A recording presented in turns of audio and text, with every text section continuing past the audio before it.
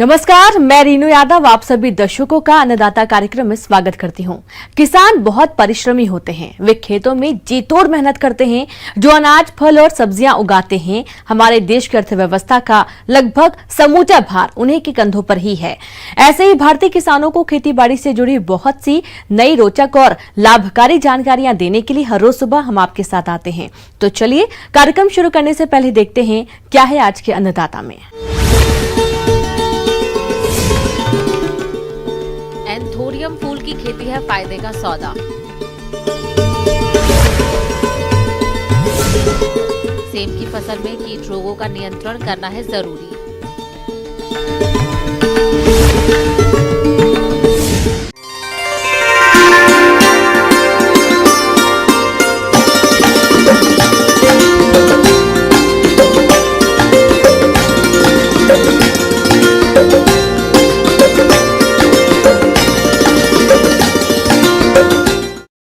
Anthurium एक सजावटी फूल है जिसकी मांग बड़े बड़े शहरों में काफी तेजी से बढ़ रही है और इस मांग को देखते हुए किसान पॉली हाउस में इसकी खेती करने लगे हैं और इसकी खेती से अच्छी आय भी कमा रहे हैं। तो जो किसान इस लाभ को देखते हुए इसकी खेती करने जा रहे हैं वह किन किन वैज्ञानिक पहलुओं को अमल में लाएं, आइए जानते हैं उद्यान विशेषज्ञ डॉक्टर परमवीर सिंह से।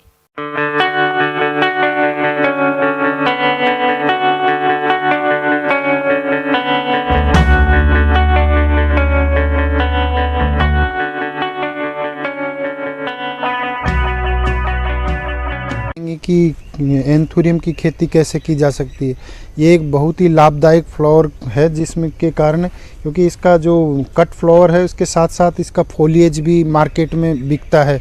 इसका एक पोट अगर हम बेचते हैं बिना सीड के तो 200 से 300 रुपये प्रति पोट के हिसाब से मार्केट में मिलता है, जो कि सजावट के घर में सजावट के काम, इंडोर प्लांट के रूप में काम में लिया जा सकता है। इसके अतिरिक्त इसके कट फ्लावर हैं जो मार्केट में 15 रुपये से लेकर 30 रुपये प्रति कट फ्लावर के हिसाब से मार्केट में बिकता है। तो हम ये तो बात हो गई हमारे लाभ की। अब बात करते हैं इसमें इसकी खेती कैसे की जा सकती है। तो सबसे पहले हमारे रीजन के लिए ये ज़रूरी है कि यहाँ पे कौन सी वैरायटी सबसे अच्छा करती है। तो हमने यहाँ 5-10 वैरायटी का निरीक्षण करके देखा तो पाया कि जो जेविया वैरायटी है वो बहुत ही सूटेबल है और उसको अच्छे से किया जा सकता है। एंथोरियम फूल से अधिक लाभ मिले इसके लिए इसकी उन्नत प्रजातियों का चयन करना चाहिए। बाजार में विभिन्न रंगों के अनुसार फूलों की प्रजातियां मिलती हैं, जैसे लाल रंग की किस्में टेम्पटेशन, मैरिसस रेड, एविटा सफेद रंग की किस्में एंजल, मॉरिसस सफेद का प्रयोग कर सकते हैं। और भी रंग की किस्में होती हैं जिनका प्रयोग कर सकते हैं। किसान भाइयों, फूलों की विभिन्न किस्मों का चयन करना सही रहता है क्योंकि बाजार में विभिन्न रंगों की फूलों की मांग होती है। इसके पौधों को हमेशा विश्वसनीय संस्था से ही खरीदना चाहिए। तो इसमें बड़ा ही इम्पोर्टेंट जो है क्लाइमेट का ज़रूरत पड़ती है, क्योंकि इसमें जो तापमान है इसको 28 डिग्री से ज़्यादा तापमान इसके लिए असहनीय होता है। इसके अतिरिक्त इसके लिए ह्यूमिडिटी जो 65% से कम कभी भी नहीं होनी चाहिए। तो इसके लिए हमको इसको लगाना ज़रूरी है कि हम पॉली हाउस के अंदर जो नेट हाउस होता है ऊपर टॉप उसका पॉलीथीन से कवर हो और साइड में जो है 75% नेट शेड हो, उसी के अंदर हम इसको लगा सकते हैं जिसमें फोगर वगैरह लगे हों ताकि हम ह्यूमिडिटी उसमें मेंटेन कर सकें। और इसको लगाने के लिए सबसे उत्तम समय आप कभी भी लगा सकते हैं, परंतु अधिक गर्मी और सर्दी को छोड़कर आप इसको पूरे साल भर कभी भी अंदर में लगाया जा सकता है इसको। फिर बात करते हैं इसके कल्टीवेशन की। तो कल्टीवेशन तो इसके लिए सबसे पहले मीडिया बहुत ही इम्पोर्टेंट है, ज़रूरी है, क्योंकि इसको ज़मीन में नहीं किया जा सकता। इसके लिए सोयल लेस मीडिया की ज़रूरत होती है जिसमें हम आप राइस हस्क ले सकते हैं, कोको हस्क ले सकते हैं, ब्रिक्स पीसे जो टुकड़े होते हैं ईंटों के वो ले सकते हैं। इसके अलावा जो कोयला होता है वुडन चारकोल उसका उपयोग करते हैं। इनको मिक्स करके इसकी बेड तैयार की जाती है और उसके अंदर इसका प्लांटिंग किया जा सकता है। किसान भाइयों, एंथोरियम फूल की खेती के लिए सबसे जरूरी होता है इसे उगाने वाला मीडिया तैयार करना। मीडिया तैयार करने के लिए कोकोपीट, सड़ी हुई पत्तियां, बालू मिट्टी, लकड़ी का बुरा आधा, घास और पुआल आदि की जरूरत होती है। इन अवयवों क्यारियों में डालकर हल्की सिंचाई करते हैं और कुछ दिन तक इन्हें सड़ने देते हैं। इसके बाद तैयार पौधों या सर्कस की रोपाई 25 से 30 सेंटीमीटर की दूरी पर करते हैं। एक क्यारी में पौधों को 2 से 3 कतारों में लगाते हैं। इसके उपरांत हमको ध्यान देना होता है इसका न्यूट्रिशन के लिए इसमें ज़्यादा कुछ देने की ज़रूरत नहीं होती। जो हमने यहाँ पे पाया है वो सबसे अच्छा है 4 ग्राम प्रति लीटर NPK जो वाटर सोल्यूबल आता है वो हम इसको यूज कर सकते हैं। वाटर सोल्यूबल को हमको वीक में 2 बार स्प्रे करना होता है लीफ पर। इसके अतिरिक्त कैल्शियम नाइट्रेट और मैग्नीशियम सल्फेट आधा ग्राम प्रति लीटर 15 दिन के अंतराल पर इसमें स्प्रे किया जाता है। इसके अतिरिक्त माइक्रोन्यूट्रिएंट जो है उसका भी स्प्रे करना जरूरी है जो कि 15 दिन के अंतराल पर कर सकते। एंथोरियम फूल की फसल बहुवर्षीय फसल होती है, इसलिए फसल से सही पुष्प उत्पादन मिलता रहे इसके लिए समय समय पर कुछ खास प्रबंधनों को करना पड़ता है, जिनमें से प्रमुख है फसलों की कटाई छटाई। प्रत्येक पौधों पर केवल 6 से 8 पत्तियां ही रखना चाहिए। शेष पुरानी पत्तियों और रोग ग्रसित पत्तियों की कटाई कर देनी चाहिए। इससे फूलों की बढ़वार अच्छी होती है। तो हमको हमेशा ये ध्यान रखना है कि 4 से 5 पत्ती ही एक पौधे पर मेंटेन रखनी है। तो जैसे जैसे पौधा बढ़ता है तो हमको पुरानी पत्ती को प्रूनिंग कर देते हैं, लीफ को हटाते चलते हैं और हमेशा पौधे पर 4 से 5 पत्तियां ही मेंटेन करके रखते हैं। फसल में आमतौर पर रस चूसने वाले कीटों का प्रकोप होता है। इनकी रोकथाम के लिए इमिडाक्लोप्रिड 1 मिलीमीटर प्रति लीटर पानी में घोलकर छिड़काव करें। साथ ही रोगों का प्रकोप दिखाई देने पर कार्बेंडाजिम 1 ग्राम दवा प्रति लीटर पानी में घोलकर फसलों पर छिड़काव करें। फिर बात करते हैं इसके फूल देने की। तो हमको पौधे लगाने के बाद 6 से 8 महीने तक उसमें फूल लेने की आवश्यकता फूल नहीं आती। इसके बाद ही इसमें फूल आना स्टार्ट होता है, जो कि एक बार लगाने के बाद 5 से 6 साल तक इसका कॉमर्शियल लाइफ होता है। एक बार लगाने के बाद लगाते रख सकते हैं और साइड से कट फ्लावर के अलावा जो सूट्स निकलते हैं उसका हम तैयार करके पौधे भी बाजार में बेच सकते हैं, जिसकी कीमत मैंने आपको बताया कि 80 रुपये से 150 रुपये अगर छोटी साइज़ का देते हैं और बड़ा पोट में देते हैं तो 200 से 300 रुपये प्रति के हिसाब से मार्केट में बिकता है। किसान भाइयों, अभी तक आपने खेती से जुड़ी हुई कुछ उपयोगी जानकारियां देखी हैं। अब लेते हैं एक छोटा सा ब्रेक, जल्द ही लौटेंगे। कार्यक्रम में आगे भी है खेती बाड़ी से जुड़ी हुई बहुत सी महत्वपूर्ण जानकारियां, तो बने रहिए हमारे साथ।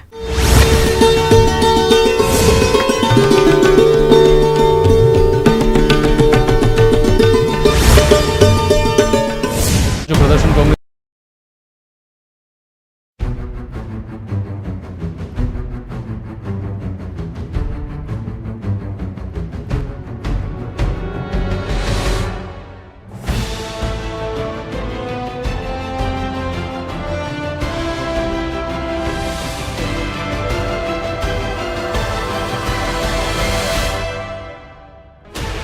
16 channels, 15 languages, 26 states, 1200 plus reporters, 66.9 crore viewers. India's largest news network, News 18 Network.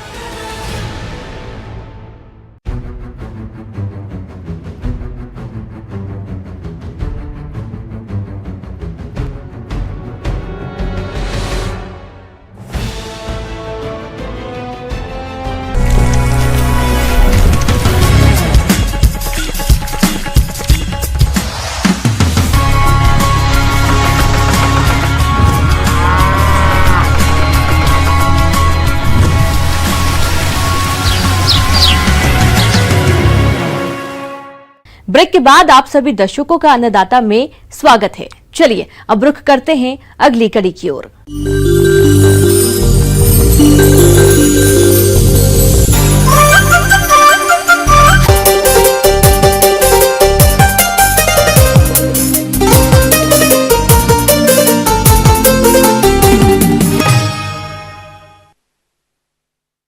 सब्जियों में सेम का महत्वपूर्ण स्थान है। इसकी खेती मुख्य रूप से मुलायम फलियों के लिए की जाती है, लेकिन इसकी कुछ किस्में ऐसी भी हैं जिनका उपयोग दाल के रूप में भी किया जाता है। तो यदि आपने भी सब्जी के लिए सेम की फसल लगाई है और उससे अधिक उत्पादन लेना चाहते हैं तो इसके लिए फसल में कीट रोग नियंत्रण करना जरूरी है। तो आप कैसे करें इस कार्य को, इसकी जानकारी दे रहे हैं विषय विशेषज्ञ गुरप्रीत सिंह गांधी।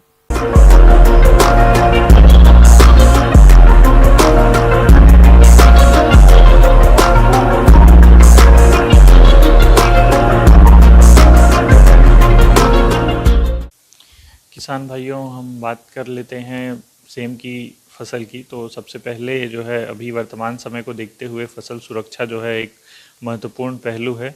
इस अवस्था में सबसे ज़्यादा जो है कीट और व्याधियों का जो है प्रकोप होता है फसलों में।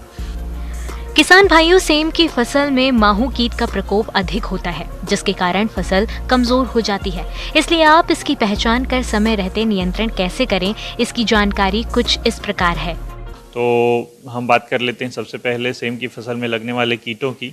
तो इसमें जो है सबसे पहले बात कर लेते हैं माहू कीट जो है, चूसक कीटों की, जो कि फसल को बहुत ज़्यादा नुकसान पहुंचाते हैं और जिससे फसल का उत्पादन जो है उसमें कमी देखने को मिलती है। तो इसकी पहचान की बात करें तो ये सफ़ेद और हरे रंग के हो सकते हैं और सैकड़ों की संख्या में जो है फूलों पे चिपके रहते हैं और रस चूस के जो है प्रकाश संश्लेषण की जो क्रिया होती है उसको बाधित करते हैं और साथ ही साथ फल और फूल को जो है झड़ा देते हैं। चूसक कीड़ों के बचाव के लिए सबसे पहले तो आप अगर कम संख्या में अगर आपको कीट दिख रहे हैं तो उसके लिए आप नीम तेल जो है 5 ml प्रति लीटर पानी में घोल बनाकर इसका छिड़काव कर सकते हैं। और अगर आर्थिक क्षति स्तर से ऊपर अगर कीटों का प्रकोप है तो फिर आप रासायनिक कीटनाशक जैसे इमिडाक्लोप्रिड हो गया या थायोमेथाक्साम हो गया, तो इमिडाक्लोप्रिड की जो है 0.5 ml मात्रा आप प्रति लीटर पानी में घोल बनाकर आप इसका छिड़काव कर सकते हैं। किसान भाइयों, सेम की फसल में फली छेदक कीट की आक्रमण से फलियां खराब हो जाती हैं, जिससे बाजार में इनका बहुत कम मूल्य मिलता है। इसलिए आप इस कीट की रोकथाम जरूर करें। तो किसान भाइयों, इसमें लगने वाले कीटों में एक तो फल भेदक कीट लगता है इसमें, जो कि अपना अंडरोपक उसमें फली में भेद कर उसमें जो है अंडे दे देता है और उसको फिर बंद कर देता है, जिससे जो है अंडे से जब मैगट बनता है तो फिर वो पूरे मतलब फलियों को खाकर नष्ट कर देता है और वो मतलब किसी काम की नहीं रहती और फसल पूरी आपको बहुत ही उत्पादन उसमें कमी दिखाई देगी। फल अमानक हो जाते हैं जिसका बाजार भाव भी बिल्कुल नहीं मिलता। इसके नियंत्रण के लिए जो है टी आकार की आप खूंटी लगा सकते हैं। रात्रि के समय प्रकाश प्रपंच का आप उपयोग कर सकते हैं और साथ ही साथ नीम तेल का उपयोग कर सकते हैं। अगर प्रारंभिक अवस्था में अगर है कीट तो आप नीम तेल का 5 ml जो है प्रति लीटर की दर से घोल बनाकर आप उसका भी छिड़काव कर सकते हैं। कीट का प्रकोप अगर आर्थिक क्षति स्तर से ऊपर चला गया है तो फिर आप जो है क्लोरोपेरिफास या क्विनालफास 2 ml प्रति लीटर घोल बनाकर आप उसका भी छिड़काव जो है कर सकते हैं। छिड़काव करते समय ये ध्यान रखना है कि जो परिपक्व फलियां हैं आप उनको छिड़काव से पहले तोड़ लें और जब आप छिड़काव कर रहे हैं तो कम से कम 8 दिन आप फलियां तोड़कर बाजार में ना ले जाएं, कम से कम 8 दिन का इंतजार करें। किसान भाइयों, पीला मोजेक रोग सेम फसल का सबसे घातक रोग है और इसकी वजह से उत्पादन में भारी कमी आती है। तो आप इस रोग के लक्षणों की पहचान कर नियंत्रण के लिए क्या करें, आइए जानते हैं। इसके अलावा जो है सफ़ेद मक्खी जो है इस फसल का एक महत्वपूर्ण कीट है, जो कि पत्तियों के रस को चूस के वो जो है फूलों को मुरझा देता है। और एक साथ ही साथ इसमें येलो मोजेक वायरस, जो पीला मोजेक वायरस भी जिसको बोलते हैं, तो वो जो है जो सफ़ेद मक्खी है वो इसका प्रसार करती है। और अगर आप कुछ दिन, अगर 2 से 4 दिन अगर आप इसमें ध्यान नहीं देंगे तो आप ये पूरी खेत में फैल जाता है और पूरी फसल को नष्ट कर सकता है, जिससे फूल फलियां नहीं बनती और पूरी पत्तियां जो है पीली पड़ जाती है। तो किसान भाइयों, मेरी ये सलाह है कि इसके नियंत्रण के लिए फसल की लगातार निगरानी करें और अगर आर्थिक क्षति स्तर से ऊपर अगर कीटों का प्रकोप है तो फिर आप रासायनिक कीटनाशक जैसे थायोमेथाक्साम जो है 0.5 ग्राम जो है आप प्रति लीटर की दर से पानी में घोल बनाकर आप इसका भी छिड़काव कर सकते हैं। तो ये थी किसान भाइयों मेरे द्वारा बताई गई छोटी छोटी जानकारियाँ, जिससे का उपयोग करके आप सेम की फसल का अधिक से अधिक उत्पादन ले सकते हैं। धन्यवाद। आगे और भी खेती बाड़ी से जुड़ी बहुत सी रोचक जानकारियां, पर यहाँ पर रुकेंगे एक और छोटे से ब्रेक के लिए। जल्द हाजिर होते हैं।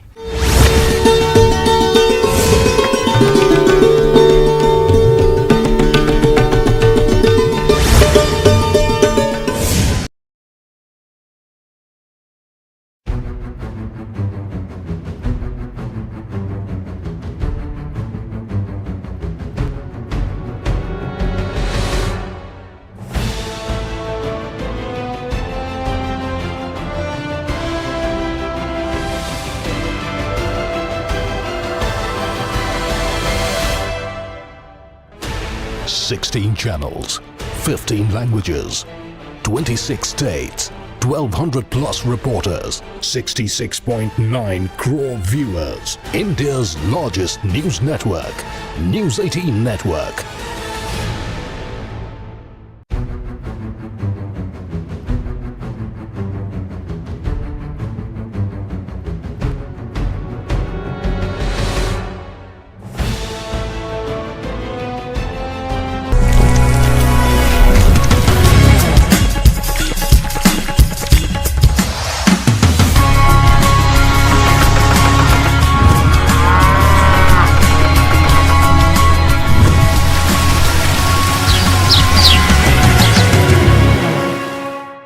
ब्रेक के बाद एक बार फिर से आप सभी दर्शकों का अन्नदाता कार्यक्रम में स्वागत है। बढ़ते हैं अगली प्रस्तुति की ओर।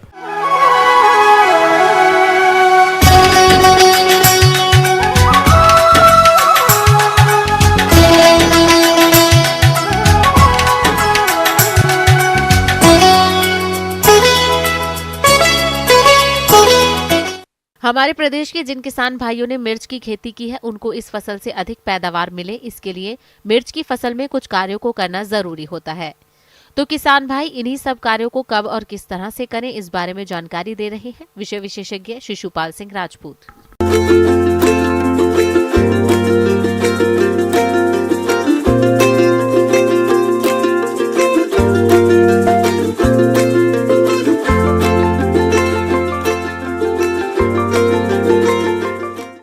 मिर्ची की फसल आपकी अभी देखने को आ रहा है कि कहीं 30 दिन की, कहीं 35 दिन की, कहीं 20 दिन की, इस प्रकार से है। मतलब कहीं पे बढ़वार की अवस्था में है, कहीं कुछ बड़ी हुई है तो कहीं फूल आ रहे हैं, कहीं पे उसमें मिर्ची आने लगी हैं। तो इन समय अपने को बहुत ही आवश्यक रहता है कि अपने को कुछ सावधानियां बरतनी पड़ेंगी, जिससे कि अपनी मिर्ची की फसल को अच्छे से अपन उत्पादन प्राप्त कर सकें। तो सबसे महत्वपूर्ण रहता है इसमें सिंचाई। सिंचाई अपनी मृदा के ऊपर निर्भर करती है। अगर आपकी मृदा हल्की है तो आपको 7 से 8 दिन में एक बार सिंचाई करनी पड़ेगी, और अगर आपकी मृदा भारी है तो 12 से 15 दिन में भी अपन सिंचाई कर सकते हैं। सिंचाई के साथ साथ अपने को इसमें यह भी देखना है कि पानी का भराव नहीं हो। जो पौधा रहता है बहुत ही नाजुक होता है, तो पानी का अगर भराव रहता है तो वो कीट और रोगों को आश्रित भी देता है। सिंचाई के बाद अब उसमें मुख्य रूप से आता है खरपतवार। खरपतवार आप देखते हैं, क्योंकि अपने को नमी बरकरार रखना है। अगर नमी बरकरार रखेंगे तो खरपतवार भी बहुत उगते हैं। किसान भाइयों, मिर्च की फसल के साथ कुछ खरपतवार भी उग जाते हैं, जो कि फसल के साथ खाद, उर्वरक, हवा, पानी तथा प्रकाश के लिए प्रतिस्पर्धा करते हैं, जिससे मिर्च के पौधों का सही विकास नहीं हो पाता और उत्पादन में कमी आ जाती है। इसलिए आप अपनी फसल को खरपतवारों से मुक्त रखें। पोषक तत्व प्रबंधन में आपने जो अब मिर्ची लगाए हैं, रोपाई किए हैं, उस समय आपने DAP यूरिया दे दिए हैं, लेकिन DAP यूरिया देने के साथ साथ ही अपनी सब्जी वाली फसलों में अपने को NPK घोल भी देना पड़ेगा। अगर आपकी फसल बढ़वार की अवस्था में है, 20 से 25 दिन की फसल है, तो उसमें आप NPK का उपयोग करेंगे 19-19-19। इसका आप घोल बना के 2 लीटर मात्रा लेके आपका 200 लीटर पानी में घोल बनाएं और इसका उपयोग कर सकते हैं। इसके बाद अगर आपने देखते हैं कि अपनी फूल की अवस्था में है, 05234 आता है, 0% नाइट्रोजन रहती है, 52% फास्फोरस रहता है, 34% पोटास रहता है, उसका उपयोग करना है। और आपकी फसल अगर फूलने के बाद की अवस्था में है, उसमें अपनी मिर्ची लग रही हैं, उसके समय अपने को 0050 करके आता है, उसका उपयोग करना है। मिर्च की फसल को कुछ कीटों व रोगों द्वारा अधिक हानि पहुंचाई जाती है, और यदि आपने इन कीट व रोगों का शुरुआती अवस्था में नियंत्रण नहीं किया तो ये कीट मिर्च की फसल को खराब कर देंगे और आपको कम उत्पादन की प्राप्ति होने से आर्थिक हानि का सामना करना पड़ेगा। तो कैसे करें इन कीट व रोगों का नियंत्रण, आइए जानते हैं। फसल सुरक्षा में आपने देखा होगा मिर्ची की सबसे भयंकर बीमारी जो रहती है उसको आप लोग चुर्रा मुर्रा के नाम से जानते हैं आप, जो कि एक वायरस जनित बीमारी है। आपने पत्तियां देखी होंगी, मुड़ती हैं, मुड़ने के बाद तो आपकी पूरी पत्तियां इस प्रकार मुड़ जाती हैं कि कुकरा टाइप से आपकी पत्तियां हो जाती हैं और पूरा पौधा वहीं मुड़ जाता है और नष्ट हो जाता है। और इसका जो फैलाने वाला जो कारक रहता है उसको अपने को नियंत्रण करना पड़ता है। ये एक व्हाइट फ्लाई नामक सफ़ेद मक्खी से होती है। ये व्हाइट फ्लाई क्या करती है, यहाँ से रस चूसती है, दूसरे पौधे में वो पहुँचा देती है और इसको एक पौधे से दूसरे पौधे में प्रसार का काम करती है। तो इस व्हाइट फ्लाई का नियंत्रण अपने को करना पड़ेगा। इन पौधों को जो प्रभावित हो रहे हैं उनको निकाल के जला दें या कहीं पे नीचे ज़मीन में गाड़ दें, मतलब उनको स्पोर उनके फैल ना पाए। जो व्हाइट फ्लाई रहती है इसके नियंत्रण के लिए इमिडाक्लोप्रिड नाम की दवा आती है, उनको अपन 0.5 से 1 किसी की 1.5 ml तक भी मात्रा रहती है। तो अपनी ये दवा का आप उपयोग कर सके नियंत्रण कर सकते हैं। प्रति लीटर के हिसाब से आपको उपयोग करना है, 200 लीटर का पानी का घोल उपयोग करना है। इसके साथ साथ ही इनमें कीड़े भी आते हैं। कीड़े इतना ज़्यादा नुकसान नहीं पहुंचाते, लेकिन चने की जो इल्ली रहती है वो नुकसान पहुंचाती है। तो इनके लिए अपने को जैविक जो है उनका ही उपयोग करना चाहिए। आपका फेरोमोन ट्रैप है, लाइट ट्रैप है, इनका भी आप उपयोग कर सकते हैं। क्या है, जोड़ने वाले कीड़े रहते हैं उनको वो आसानी से नियंत्रण कर सकते हैं। इसके सबसे महत्वपूर्ण रहता है कि मिर्ची में तो आप टी आकार की कुटी का ही उपयोग करेंगे तो आपकी इल्लियों का नियंत्रण हो सकता है। अगर फैलता है तो इमामेक्टिन नाम की जो दवाई आती है जिसकी 0.5 ग्राम दवा का उपयोग आप प्रति लीटर पानी में मिलाकर घोल बनाकर उपयोग कर सकते हैं। इस प्रकार से किसान भाइयों, मेरे द्वारा जो आपको जानकारी दी गई है उन्हें आप अपना कर अपनी मिर्ची की अच्छी फसल प्राप्त कर सकते हैं। धन्यवाद।